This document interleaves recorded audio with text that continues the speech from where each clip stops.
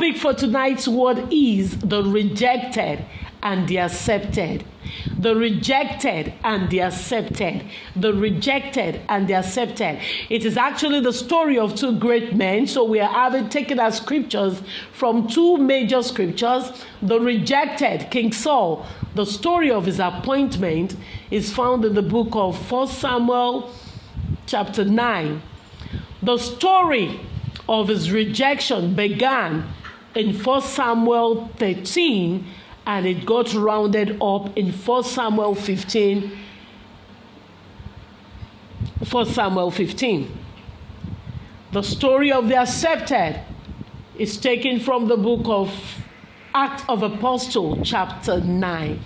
Because these chapters are quite long, I will narrate the story, and we pick the key points and we will begin to pray. But I will quickly read for us how God appointed Saul. Saul was a young man. He was appointed king when the children of Israel demanded to have a king. They told God they wanted a king. And God said to Samuel, don't worry. They said they want a king like other nations. They have not rejected me. They will get a king. But the king they will have, it will make their lives miserable. But since they want a king, I'll give them a king. And that is how God chose King Saul in 1 Samuel 9. It was least expected when God chose him. But he was a gallant man, a man who stood tall amongst his equal, a man that was befitting to be a king. He was the people's choice. You wonder why I said that he is a people's choice, because people requested for him. In 1 Samuel 12:13, the people said they want their king. I want to quickly read from 1 Samuel 12:13 for us to have a clear picture, because we're going somewhere. Now therefore, here is the king whom you have chosen and whom you have desired. And take note, the Lord has set a king over you. That was a prophet Samuel talking to the children of Israel about the king. So they requested for the king, and they got the king. And when Saul became the king, the first instruction God gave to him, God said, go and kill the Amalekite. Destroy everything. Because when my people were coming out of Israel, they attacked them. It is time for them to pay back. Brethren, take note of it. God does not forget. If you have done good, he will pay you according to your good. If you have done wickedly, the day of judgment will come. So it was a day of judgment for the people of Amalek. And God told Saul to go and destroy them utterly, completely, totally. But what did Saul do? When he and his men got there, they spared the king, they destroyed the people, they destroyed weak animals and kept choice animals. That is against the instruction of God. And they brought them back. And when Samuel came to welcome Saul, he had the bleating of the goats, animals. And he said, what can I hear? He said, it is the bleating of the animals. And Samuel asked him, why did you bring back the animals? He said, the people with him. He passed the buck. A leader. Is it the people that will tell him what to do? Or he will purpose to obey the instruction of God that made him the king? Don't forget, this is the same man who in the book of 1 Samuel 13 had gone to play the role of a priest. He has offered sacrifice unto God unlawfully. That was the first time God took note of him, that this man, he doesn't fear me. This man, he doesn't regard me. This man, he doesn't respect me. And so Samuel told him then, you shouldn't have done this. You have acted stupidly. When he did that in 1 Samuel, then he now repeated the disobedience of the Amalekites again. And the Lord said, no. You have rejected me by rejecting my word. Disobedience is a sin God does not tolerate. He does not like it.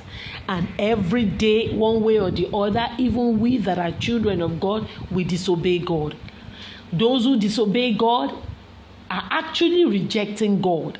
And those who reject God will be rejected by God.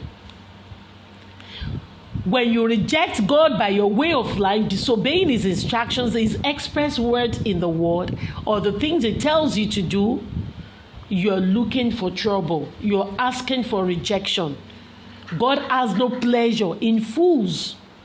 He does not tolerate sin. His eyes are too pure to behold iniquity. And that is how God rejected Saul. Because he kept on disobeying God. He was a people-driven person. We have to be careful.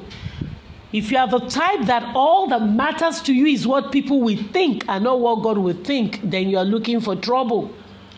You are writing letter to the rejection by God. A lot of people that have been rejected by God, how can their prayer be answered? Some people have been praying and they claim that God is not answering them. How will the prayer of a sinner is an abomination unto the Lord? That is why we have to guide our faith carefully.